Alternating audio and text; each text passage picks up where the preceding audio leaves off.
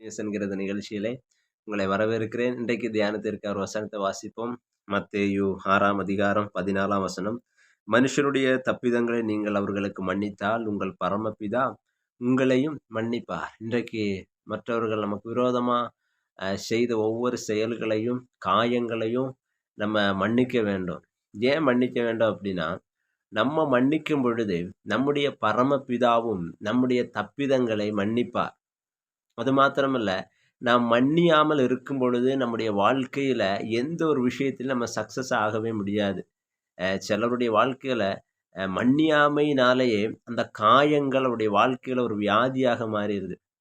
அந்த விஷயங்கள நெனச்சு நெனச்சு அவங்களுடைய எதிர்காலங்கள கூட ஃபோக்கஸ் பண்ண முடியல. வியாதி ஒரு சைடு, சமாதானம் இல்ல, சந்தோஷம் இல்ல, அன்பு இல்ல. அதனால உங்க வாழ்க்கையில நீங்க கரெக்ட்டான பாதையில போணும் அப்படின்னா, நீங்க பண்ண வேண்டிய ஒரே ஒரு விஷயம், யார் யார் உங்களுக்கு விரோதமா என்னென்ன காரியங்கள் செய்தார்களோ, என்ன தீங்கா இருந்தாலும் அதை மன்னித்து மறந்து விட வேண்டும்.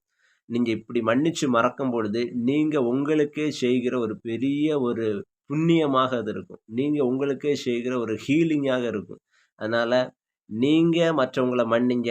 தேவனும் உங்களை மன்னிப்பாரு. உங்க வாழ்க்கையில பலத்த காரியங்கள செய்வாரு. சந்தோஷமா நீங்க வாழ்வீர்கள். நீங்க மன்னிங்க. எந்த காயத்தையும் உங்களுடைய இருதயத்திலேயும், சிந்தையிலேயும் எடுத்துக்கொண்டு போகாதபடிக்கு மன்னிச்சு சந்தோஷமா உங்க வாழ்க்கைய வாழுங்க. Have a nice day. God bless you.